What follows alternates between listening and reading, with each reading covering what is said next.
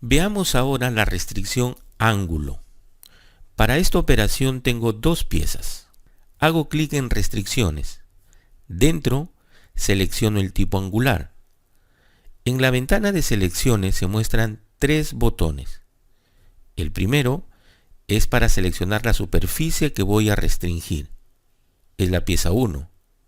El segundo es para seleccionar la superficie de referencia respecto a la cual voy a restringir la primera superficie. Es la pieza 2, la pieza fija.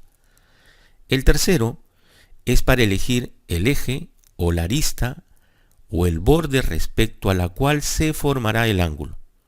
Este tercer botón solo se activa cuando se selecciona la solución que usa un vector de referencia. Es la tercera solución.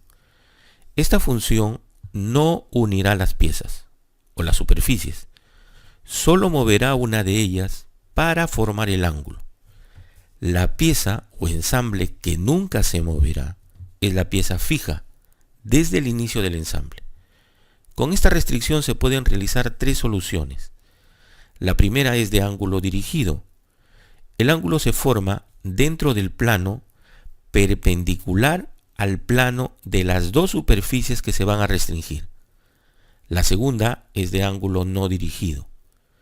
Y la tercera es para seleccionar el vector de referencia. Con esta solución se deben indicar las dos superficies que se van a ensamblar formando un ángulo y el vector alrededor del cual se formará el ángulo de esta restricción.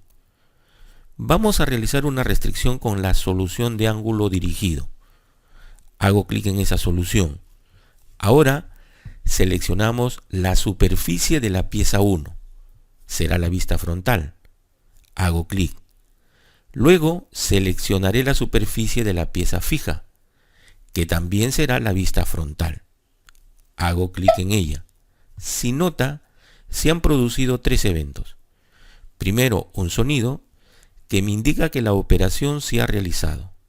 Segundo, en la pieza 1, la pieza que rotará, aparece el eje del plano, donde se ha formado el ángulo. Tercero, el campo del ángulo se pone sombreado para ingresar el valor del ángulo de la restricción. Ingresaré 20 grados y podré observar que el ángulo se forma en el plano YZ, que es perpendicular al plano XY de la superficie seleccionada. Si muevo el cubo de vistas a la vista de la derecha, se podrá ver el ángulo en el plano YZ. Ahora puedo aceptar, guardar esta restricción o terminar el proceso. Voy a cancelar esta operación y regresaré las piezas a su posición original usando el cubo de vistas. Realizaré otra restricción del mismo tipo. Hago clic en restricciones. Luego clic en tipo angular. En solución usaré la que usa un vector de referencia. Como está activa por defecto, no necesito seleccionarla. Ahora seleccionaré la superficie de la pieza 1, que será la superficie derecha. Hago clic en ella. Luego seleccionaré la superficie de la pieza fija, que también será la superficie de la derecha. Hago clic en ella. Aún no ha pasado nada. Me falta seleccionar el eje alrededor del cual se formará el ángulo. Este eje lo puedo seleccionar en cualquiera de las dos piezas. Me acerco a la pieza 1 y en uno de sus bordes selecciono el eje Y. Hago clic. Si nota, ahora ya se han producido los tres eventos. Primero, un sonido que me indica que la operación se ha realizado. Segundo, en la pieza 1, la pieza que debe rotar, aparece el plano donde se ha formado el ángulo. Tercero, el campo del ángulo se pone sombreado para ingresar el valor de ese ángulo, de la restricción.